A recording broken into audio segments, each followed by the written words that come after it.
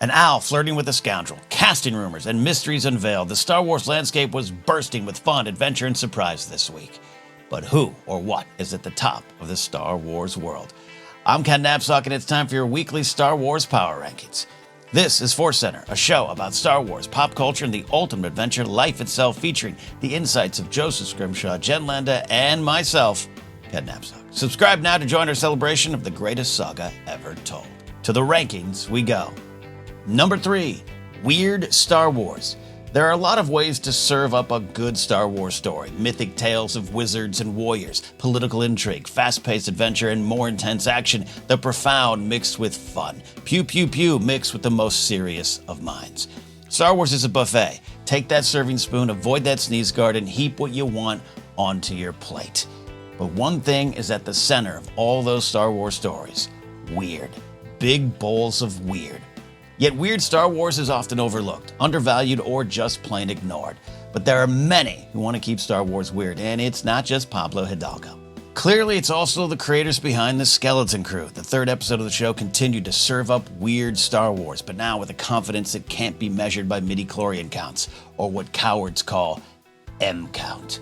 The pirate spaceport of Burgo was already a bustling hive of wonderful, vibrant, barfing weirdness. But when the kids and the dashing rogue scoundrel pirate, I never said I was a Jedi, Jod Nanawood, escaped that Star Wars bar and the kind of performance-enhancing drugs that keep you out of the Hall of Fame, the weirdness didn't die. It sprouted wings and flew. Owl wings.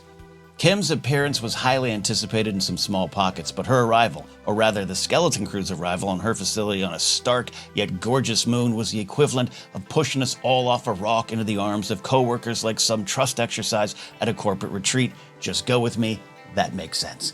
You have to trust the weird. It's built into the DNA of Star Wars. Often when one thinks of weird Star Wars, your thoughts drift to Marvel comic books of the late 1970s or some expanded universe story where Han fights a life-size rodent, IG-88 mind melds with the Death Star, or the three-eyed son of Palpatine called, Triclops, breaks up Han and Leia's wedding, or tries to.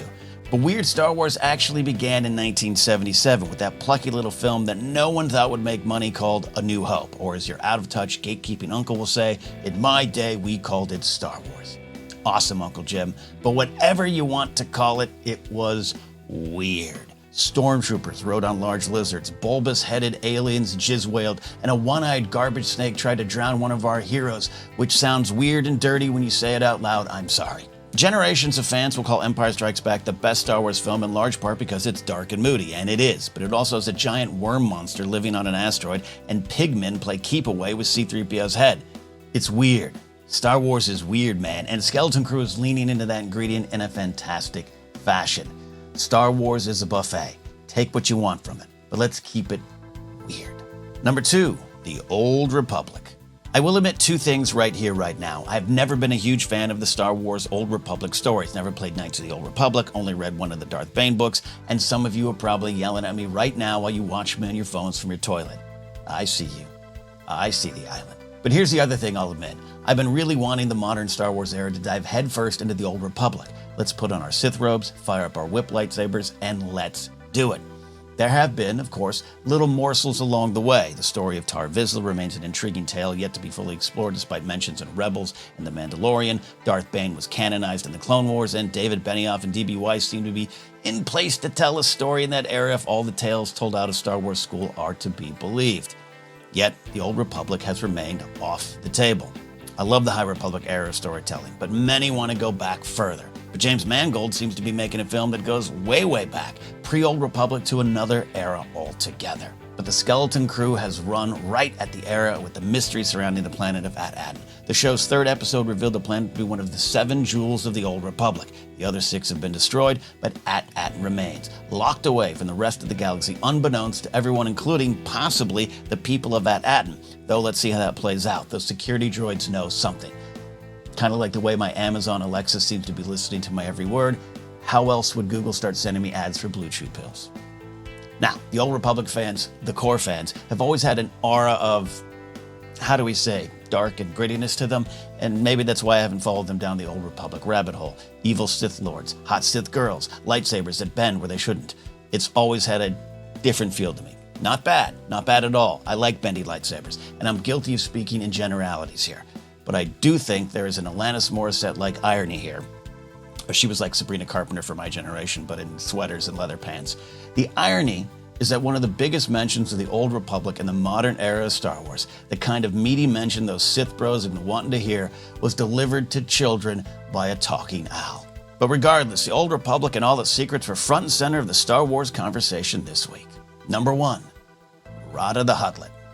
Or rather, Rotta the Hutt. Put some respect on that name, because he's back and most likely has vengeance on his mind, at least in my brain. The number 1 story in Star Wars this week was the news that Jeremy Allen White, the lead in America's number 1 comedy, The Bear, is making his way to Star Wars as the long-lost son of Jabba the Hutt, that stinky, punky muffin himself, Rotta. And it all goes down in the Mandalorian and Grogu movie. Now, let's make sure we say that at the time of this recording, Lucasfilm has not confirmed the story. So maybe he's playing the ghost of Zero the Hutt? Possibly? Maybe? Look, I get it. Jeremy Allen White is a great actor, and I think it's perfectly acceptable to raise an eyebrow at this news. He should be cast as the adopted son of Dexter Jettster, and the diner is now his. Duh. But that's not the important part of the story. The important part of the story is that Rotta the Hutt is back, my boogies. We're doing this. Now, a lot of people out there might think, wait, Rotta, Jabba's smelly son from the Clone Wars movie that we said sucked in 2008 and never reevaluated? That character? But you're wrong. The movie doesn't suck. I'll say it's far from perfect just so Denny Villeneuve doesn't get mad at me, but the Clone Wars movie is full of great Star Wars moments, themes, storytelling, and, shall we say, one bold choice for Zero the Hutt's voice. And Rotta has a key part in the larger Star Wars story. He was the last scion of Jabba's empire, saved by the Jedi, hunted by the Sith, and then he just disappeared? That's an incomplete tale. You don't think the son of Jabba the Hutt has some thoughts on Bib Fortuna weaseling his way into his dad's throne? Or that bounty hunter turned community organizer Boba Fett took it from him, keeping the twins away in the process? Rotta has stakes in the game. He has a place in the story, and he still might be young enough to really like Grogu and have a great time sharing space macaroons. And now there's an actor with the right amount of gravitas, a phrase that used to win people rounds on movie fights, to continue this classic tale of organized crime, backstabbing, and power grabbing.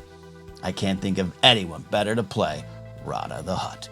Weird Star Wars, The Old Republic, and Rotta the Hutt, number 3, 2, and 1 in this week's Star Wars Power Rankings. I'm Napzok. See you next time here on ForceCenter.